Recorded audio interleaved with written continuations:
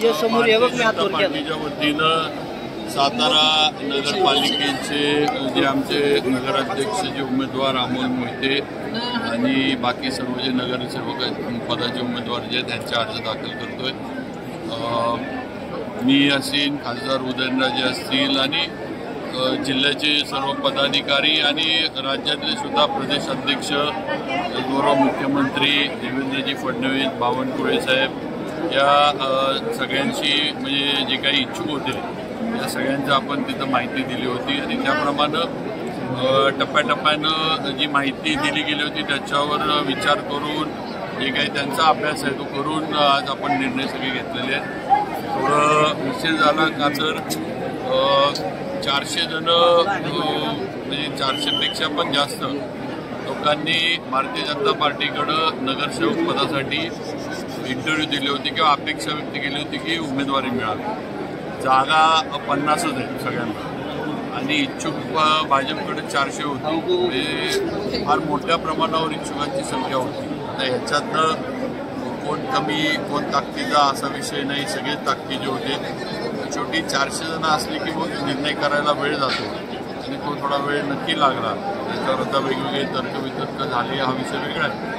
पण आज कसं आहे 50च आपण उमेदवार निवडू शकतो अधिकृत। पण काय अधिकृत 50 म्हणजे टीम ए, टीम बी, टीम असलं काय IPL किंवा हे नाही आहे, निवडणूक आहे आणि त्यात एकदा ठाम निर्णय केला की तो करायचा असतो आणि त्या निर्णयाच्या मागे राहायचा असतो। पण त्या पद्धतीनं पक्षानं आणि आम्ही सर्वांनी हे निर्णय केलेत आणि मला खात्री आहे की आज राज्यातलं देवेंद्र फडणवीसांच्या नेतृत्वाखालचं जे काम भाजपचं चाललं आहे, आज शहरामध्ये जी कामं देवेंद्रजींनी आम्हाला दिली, कॉन्क्रीटचे रस्ते असतील, इतर कामं असतील, अशी सर्व मोठमोठी कामं चालली। कास हे असेल, धरणाचा विषय असेल, तुमचं शाहूनगर हद्दवाडीच्या भागातली कामं असतील, असे बरेच जे नवीन आता आपण प्रकल्प घेतोय। आज आपण एक क्रिकेटचं वेगळं स्टेडियम सातारमध्ये करण्याचं आपण नियोजन केलेलं आहे। IT पार्कचं पण आता लवकरच नोटिफिकेशन आपलं जे ते पण निघेल। त्याचबरोबर रस्ते पण जे आहेत ते आता बहुतांशी सगळे रस्ते जे आहेत ते कॉन्क्रीट करण्यावर आपण भर दिलेला आहे आणि यासाठी राज्य सरकारचा निधी लागतोय, तो निधी आपल्याला मिळतोय, ती कामं पूर्णत्वाला नक्की जातील। असे अनेक प्रकल्प, म्हणजे हे थोडक्यात मी सांगितले, अनेक प्रकल्प आहेत। अजिंक्यताऱ्याला मला वाटते 32 कोटीचा अजिंक्यतारा किल्ल्याचा विकासाचा आराखडा टुरिझमच्या दृष्टीनं मंजूर करून शासनाने दिला आहे। त्याची आता येणाऱ्या बजेटमध्ये तरतुदी वगैरे होतील। दुसरं म्हणजे माऊलीला सुद्धा आता आपलं ते अतिशय मावण्याचं ठिकाण आहे, कारण आपल्या सगळ्यांचा सातारकर म्हणून शेवट जो आहे सगळ्यांचा माऊली, पण तिथले जे घाट आहे तसं ताराराणींची तिथली समाधी आहे, त्याचबरोबर तिथलं जे काही सगळी मंदिरं आहे ही सुद्धा एक रिलिजियस आणि टुरिझम, म्हणजे रिलिजियस टुरिझम ज्याला आता म्हणतो आपण, त्या दृष्टीनं डेव्हलप करण्यासाठी त्या घाटांचं म्हणजे तिथल्या तिन्ही समाध्या, म्हणजे नुसतं ताराराणीचंच नाही, मला वाटते ताराराणी, शाहू महाराजांची आणि तिसरी आपली तिथं जी यांची आहे मला वाटते तिसरी समाधी ज्याचं मला नाव वाटतं, मला वाटतं सईबाईंची जी आहे, सईबाईंची जी आहे, तिन्ही समाध्या त्याच्यामध्ये घेतल्यात। आणि असं आपण बरेच मोठे प्रकल्प आज आपण करतोय की ज्याच्यामुळं सातारचं जे आहे म्हणजे टुरिझम वाढावं, रिलिजियस टुरिझम वाढावं, लोकांना सुद्धा थोडं विरंगुळ्याचे ठिकाणं मिळावीत संध्याकाळी वगैरे वेळ घालवायला, असं आपलं नियोजन आहे। पुढच्या 5 वर्षामध्ये आम्ही भाजपच्या माध्यमातून अतिशय सुनियोजित असं सातारचा विकास, सातारचे समस्या जे आहेत ते सोडवण्यासाठी काम करू। राजवाडा परिसर डेव्हलपमेंटचा आपण प्रकल्प हाती घेतला आहे। त्याचबरोबर राजवाडा परिसरामध्ये पार्किंगची जी कोंडी होती त्याच्यासाठी सुद्धा जुन्या दवाखान्यामध्ये आपण इमारत उभी करतोय, त्या ठिकाणी आपण मल्टी स्टोरीड पार्किंग करतोय, त्यामुळं तो सुद्धा एक फार महत्त्वाकांक्षी प्रकल्प होणार आहे। दुसरं म्हणजे आपलं शाहू कला मंदिर जे आहे हे सुद्धा पूर्ण उतरवून नवीन अद्ययावत काय म्हणतात नाट्यगृह परत आपण बांधायचा प्रस्ताव शासनाकडं तयार केला आहे, तो आपण आचारसंहिता संपली की पाठवतोय। असे अनेक प्रकल्प मोठमोठे आपण तयार केले किंवा जे उद्याच्या याच्यामध्ये बदलता जो सातारा आहे त्याला पूरक ठरणार आहे आणि त्याप्रमाणे आपण हे केले. आता जो हंदवाडीचा पण जो भाग आला आहे तिकडून पण आपण ही वाहतूक कोंडी जी होती आणि आता टुरिझम कास्टमुळे जे वाढतंय मग आपण आता रिंग रोड तिकडनं प्रस्तावित केलं आहे. म्हणजे शाहूनगर, विलासपूर, अजिंक्यताऱ्याच्या इकडनं पायथ्याच्या इथनं वरनं तो रिंग रोड बोगद्याच्या वरनं ब्रिज करायचा आणि पॉवर हाऊसला जोडायचा. थोडक्यात प्रयत्न हाच आहे की ही जी ट्रॅफिक जी बाहेरनं येते ती शहरातनं जाऊ नये. का तर आदलतवाड्याचा रस्ता, समर्थ मंदिर हा परिसर, इथले रस्ते फार अरुंद आहेत.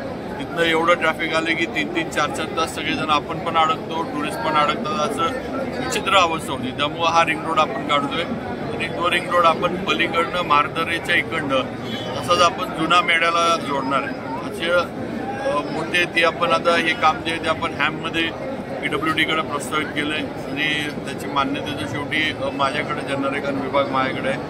असे बरेच मोठे प्रकल्प आपण म्हणजे ज्याला आपण पाईपलाईनमध्ये म्हणू असे सातारचे आपण आहेत आणि मुख्यमंत्र्यांकडनं या सर्व प्रकल्पांना 100% मिळेल याची मला खात्री आहे. आणि माझी सातारकरांना पण विनंती आहे की सगळ्यांनी हे विधानसभेला भारतीय जनता पार्टीवर विश्वास ठेवला, लोकसभेला ठेवला, तसाच या निवडणुकीत सुद्धा भारतीय जनता पार्टीवर विश्वास ठेवून एक आपल्या सातारच्या भविष्यासाठी सगळ्यांनी भारतीय जनता पार्टीच्या पूर्ण विचाराची नगरपालिका निवडून द्यावी ही माझी सातारकर मतदार बंधू भगिनींना विनंती. बाळासाहेब गटाला किती आणि आपलं असं नाही आहे. तुम्ही एक लक्षात घ्या की फॉर्म्युला पूर्वी आघाडीवर लढत होतो त्यावेळेला हे फॉर्म्युले वगैरे होते. आता सगळेच आपण भाजपमधनं लढतोय. मग ह्याला फॉर्म्युला किंवा ह्याला एवढे त्याला तेवढे असलं काही नाही आहे. सगळे भाजप चिन्हावर भाजपच्या मध्ये सगळे पक्ष म्हणून लढतोय. त्यामुळं ज्या जागा हे झाल्यात किंवा जसं वाटप झालं ते तुम्हाला माहीत आहे आणि त्याप्रमाणे आज अर्ज दाखल करायची प्रक्रिया चालू आहे. नाही असं नाही हो का. आम्हाला जे सांगितलं होतं की जिथं शक्य आहे तिथं युती होईल करा, जिथं शक्य नाही तिथं त्यांनी निर्णय त्यांच्या पद्धतीनं घ्यावे. आता जिल्ह्यात मला नाही वाटत कुठंच युती आपल्या जिल्ह्यात नुसतं साताराच नाही. तुम्ही बघा वाईला पण तसंच आहे, महाबळेश्वर पाचगणीला तसंच आहे, मसवड असेल, रेहमतपूर असेल, कराड असेल, तिथं सुद्धा वेगळेच लढतात. तिथं सुद्धा सेना वेगळी लढती आहे शिंदेसाहेबांची, राष्ट्रवादी वेगळी लढती आहे, कुलबाबांच्या नेतृत्वाखाली भाजप वेगळं सगळीकडे आहे. त्यामुळे डावललं नाही. आता कार्यकर्ते सगळ्यांकडे इच्छुक आहेत. सगळ्यांना वाटतं की बाबा आपल्या कार्यकर्त्यांना आपल्या पक्षाच्या यांना न्याय दिला पाहिजे. त्यामुळे ही जिल्ह्यातच ही झाली की बा इथं निवडणुकीच्या पूर्वी युती होणं शक्य नाही. निवडणुकीनंतर काय करायचं असलं तर आपण त्याप्रमाणे चर्चा निवडणुकीनंतर होईल. बाबाराजे फॉर्म्युला हा यशस्वी झाला असं एकंदरीत दिसतंय. नाही असं काय नाही बाबा. मी पहिलं तर मी काय फॉर्म्युला घेऊन आलेलो नाही. एक तर लक्षात घ्या तुम्ही की मी निवडणुकीचा प्रभारी मला केले जिल्ह्याचं. मग माझ्यावर तशी जबाबदारी मोठी आहे. या निवडणुका याच्यामध्ये आडगापणा करणं वगैरे ह्या गोष्टी म्हणजे पक्षाने जबाबदारी दिली आहे. आता थोडं काही म्हणजे मला कानावर येतं ना, काही लोकांना वाटतं की बाबा बाबांनी म्हणजे तिथं हे होतं त्यांनी असं जास्त जागा दिल्या अजून घ्यायला पाहिजे होत्या वगैरे वगैरे. आता हे ज्याचे ज्याचे विचार असं काही फॉर्म्युला नव्हता ना. बाबाराजे फॉर्म्युला होता ना वेगळा आणि काय फॉर्म्युला होता. सर्वजण आम्ही एकत्र बसून म्हणजे चांगले उमेदवार लोकांना जे उद्या त्यांच्या प्रभागाला न्याय देऊ शकतील असे उमेदवार, वेळ देऊ शकतील असे उमेदवार आणि सर्वसमावेशक नगराध्यक्ष पदाचा चेहरा हा आपण केलेला आहे. त्याच्यामध्ये कुणाचे फॉर्म्युला नाही. ह्यात एकच फॉर्म्युला आहे तो म्हणजे भाजपचा फॉर्म्युला. जुन्या उमेदवाराचा निर्णय आहे तो भाजपच्या वरिष्ठांपर्यंत न्यावा लागतो आणि मग तो निर्णय झाला. उदयनराजेंची याला तर सहमती असणार आहे. सगळ्यांची नावं जी इच्छुक उमेदवार हे होती म्हणजे जे भाजपकडे इच्छुक सगळे होते अध्यक्षपदाला सगळ्यांची नावं आपण कळवली होती. कुणाचंही नाव आपण त्यातनं काढलं नव्हतं. त्यात महिला पण इच्छुक होत्या त्यांची पण नावं आपण पाठवली होती महिलांची. ओपन असल्यामुळं कुणाचं नाव कापलं किंवा काढायचं नव्हतं. शेवटी वरनं हा निर्णय कुणाला हे द्यायचं झालेला आहे आणि कसं आहे आपण प्रयत्न सगळ्यांनी करावा. एकदा निर्णय झाल्यावर निर्णय मान्य करून सगळ्यांनी कामाला लागलं पाहिजे, हा विषय महत्वाचा आहे. शेवटी इथं उद्या नगराध्यक्ष झाल्यानंतर नगराध्यक्ष हा भाजपचा होणार आहे. हा पूर्वीसारखं शिवेंद्रराजेंच्या आघाडीचा का उद्या आघाडीचा विषय नाही, आता भाजपचा नगराध्यक्ष होणार आहे. आपल्याला भाजपचा नगराध्यक्ष करायचा. त्यामुळं पक्ष हीच भूमिका आणि पक्ष हेच यातलं सगळ्यात महत्त्वाचं आहे. सगळ्यांनी पक्षाचा निर्णय म्हटल्यावर मान्य करून सगळ्यांनी एकत्र काम केलं पाहिजे आणि करतील सगळे. थँक्यू. विषय थोडे वेगळे होतात. जिल्हा परिषद पण आपण भाजपच्या याच्यावरच लढवणार हे तर स्पष्ट आहे, काही होत नाही.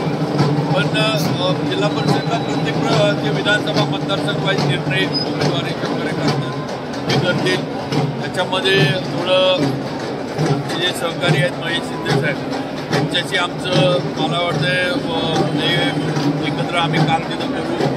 तर प्रियाताई ह्या आमच्या भाजपच्या पदाधिकारी आहेत, तर तिथं नक्की आमचं येऊ. जिल्ह्याच्या ठिकाणी मी आज तरी जिल्हा परिषद पंचायत समितीला सांगू शकत नाही काय होईल. पण महेश शिंदे साहेबांच्या इथं नक्की आमचं आणि त्यांचं अंडरस्टँडिंग चांगलं आहे. तिथं आम्ही अंडरस्टँडिंग आमचं नाही. कशी मंजूर करणार बाकीच्या उमेदवारांची? बघा, मला एक तर आहे की एक निवडणूक म्हणजे सगळं म्हणजे एकच निवडणूक हा सगळं आहे आणि इथं सगळं एकदा संपलं किंवा एकदा सगळं संपलं असं होत नाही. शेवटी इच्छुक सगळे आहेत. मगाशी म्हटलं कुणी कमी ताकदीचा नाही, सगळ्यांच्या ताकदी तेवढ्याच आहेत. पण शेवटी एक जनरल हे करून निर्णयावर कधी जर आपल्याला यायला आपण काही असं तोपणभर हे असं करू शकत नाही. शेवटी कुठं तर निर्णयावर यायला लागतं आणि एकच उमेदवार आपला अधिकृत असतो की बाबा ज्याला आपल्याला त्यामुळे त्या पद्धतीने झालं आहे. आता बंडखोरी वगैरे ह्या गोष्टी होतात. मला खात्री आहे की जरी असं काय झालं तरी त्यांची समजूत काढून पक्षाबरोबर त्यांना ताकदीनं ते येतील, त्यांना आम्ही परत पक्षाबरोबर आणू. आणि हे एक झालं. पुढच्या अनेक संधी आहेत, ती काही एकमेव संधी आहे असं नाही. अनेक संधी येत राहतात, वेगवेगळ्या ठिकाणी काम करण्याची संधी येत राहतील. काहींना वाटत असेल की इथं मिळाल्यावरच सगळं झालं असतं, पण एखादं असं म्हणू शकतं की ह्याच्यापेक्षा पण मोठी संधी त्यांना पुढे मिळू शकतात. सांगता येत नाही. तर राजकारणात आणि समाजकारणात कार्यरत राहिलं पाहिजे. तुम्ही थांबला तर मग तुमची संधी घेईल. एखाद्या ठिकाणी तुमचं हे झालं नाही तर तुम्ही जर ते नाराज होऊन किंवा थोडा हवाल देईल जर तुम्ही थांबला तर मग तिथं तुमचं सगळा जो आहे तो आणतो. तर तुम्ही कामात राहिला तर नक्की आज न उद्या संधी पक्षाकडनं दिली जाते. ओके, थँक्यू बाबा.